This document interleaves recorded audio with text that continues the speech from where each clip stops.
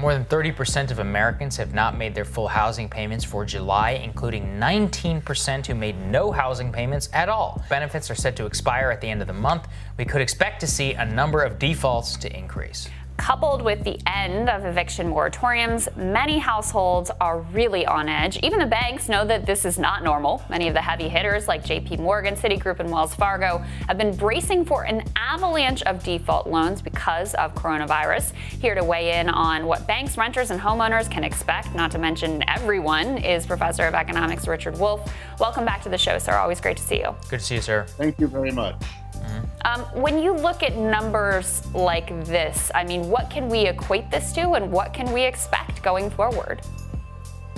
Well, frankly, you can't equate it to anything. It is the worst crash that we have experienced now, even in comparison to the Great Depression of the 1930s, partly because it hit so quickly and cut so deeply into our economy.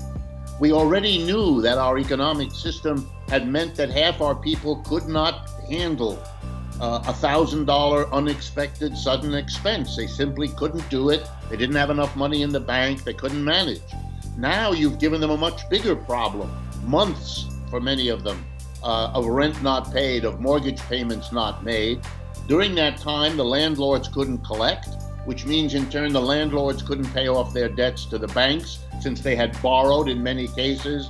And this is true, by the way, for commercial rents just as much, if not more, than for residential rents. So yes, an avalanche is coming, but it is also a sign, and this is the key point, of a breakdown in our normal capitalist relationships. Tenants cannot pay their rent, landlords cannot pay off their debts, everybody is gearing up to go into court, organizing their lawyers to file thousands of lawsuits. We're looking at months, if not years, of crushing litigation, which is also an expense which people will not be able to carry. It is a tsunami in economic terms. Yeah, I think that's such an important point. And Professor, one of the things that we caught our eye this morning is that JP Morgan is setting aside $10 billion to cover expected losses. And I think you can explain that no bank in the country sets aside huge amounts of money to cover losses if it is not a near certainty that is going to happen. But most Americans do not have $10 billion in capital in order to cover their losses. What is the magnitude of loss that we are about to see on a personal wealth level?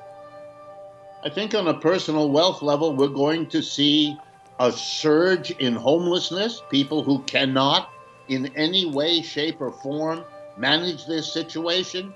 If you are evicted, you can't cover the cost of a lawyer to protect you against this eviction, especially because the lawyer may not be able to prevail against the kind of legal heavy hitting that banks can afford, that large landlords can afford. We're going to have this spectacle on top of all of everything else happening to us, of that American situation in which we have homeless people sitting on the curb across the street from unoccupied apartments and homes. And that does not become a sustainable situation like so many other things are becoming unsustainable. Professor, I mean, I look at it the same way that you do, as like an avalanche is coming. We cover these numbers every day. 40% of child care centers say that they are going to have to permanently close their doors. Small business closures are not declining. They are actually accelerating. Third of homeowners unable to make their payments, unable to make their rent. Week after week, millions more people filing for unemployment. And yet there seems to be this total disconnect, both from the stock market, but that is just like a representation of elites in America, where either they feel that it's not going to affect them whatsoever, or they're unable to see what's going on. It makes me feel like, am I crazy? Are they crazy? Just speak to that complete disconnect that we're all witnessing, which is incredibly disorienting. Well, it's partly a reality and partly a kind of economic card game. Here's the reality.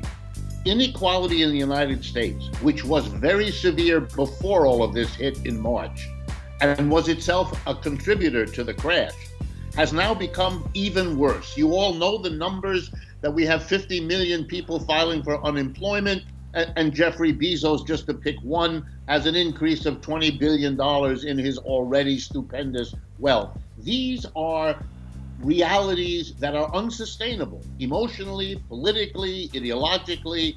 Everything will crumble in the face of this harsh reality. Number two, we have something which psychologists call mass denial.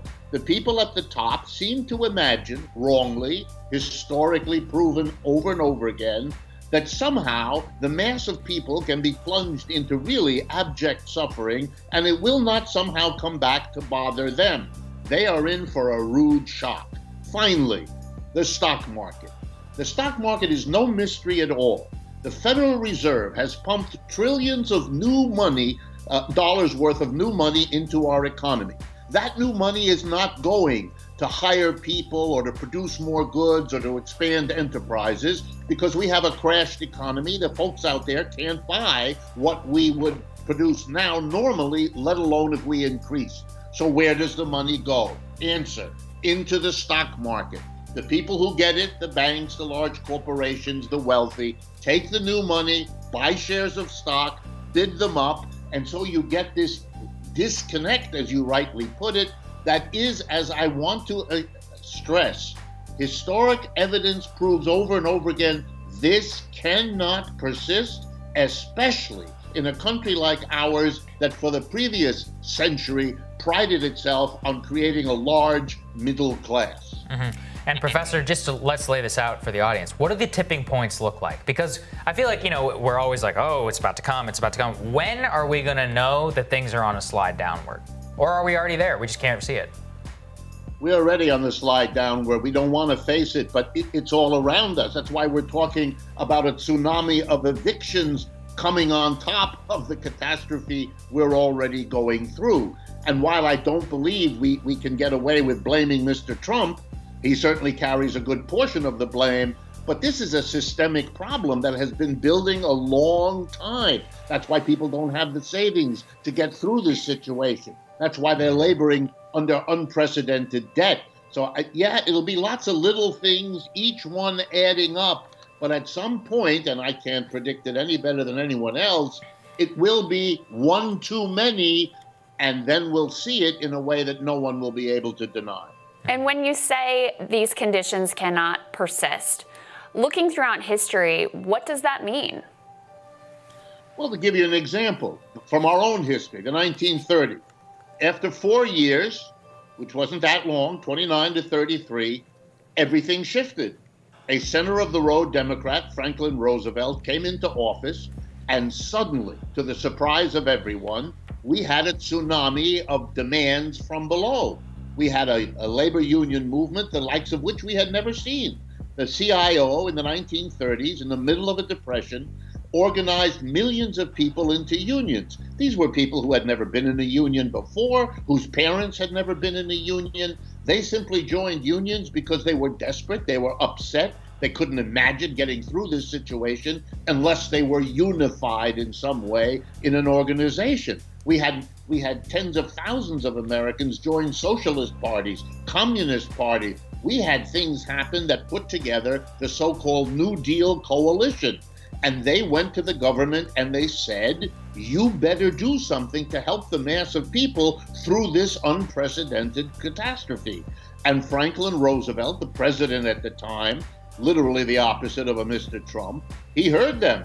And he understood politically that they had millions of people with them.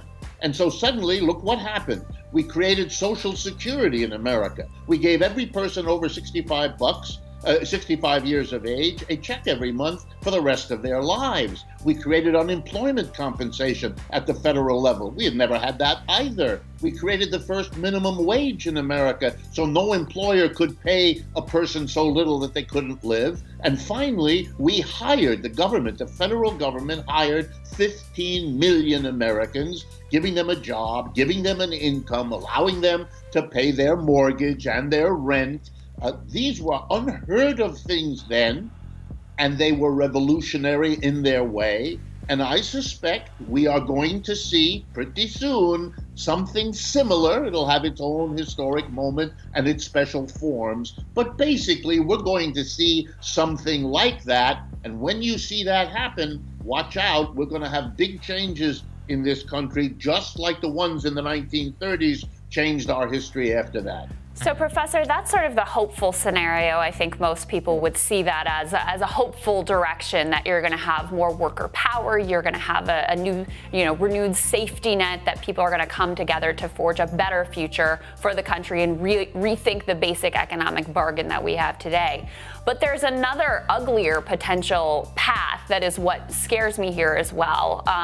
Do you agree with that, first of all? And if so, could you sketch out some of that side of the coin? Absolutely. You never have the opportunity for the good news without also the risk of the bad, and vice versa. For good or for bad, these things come together. Yes, we could have the alternative. We could see a government like Mr. Trump's, they would certainly be capable of it, responding to an upswing from below of demands of the sort that we had in the 1930s. And you could have a response to that by ratcheting up scapegoating, looking for immigrants or foreigners or Lord knows who they'll come up with as a person or group or community to target with the blame, hoping to deflect people's genuine and justified upset onto an absurd target. Mr. Trump has already been doing that. He's tried it with immigrants. He now attacks the Chinese, whoever he can think of that will draw people's anger away from himself and onto something else. Can that happen? Yes. In Germany, which was in many ways the most progressive of the capitalist countries in the 1920s, it went extremely the other way into Hitler and Nazism as a consequence of the crash of 1929.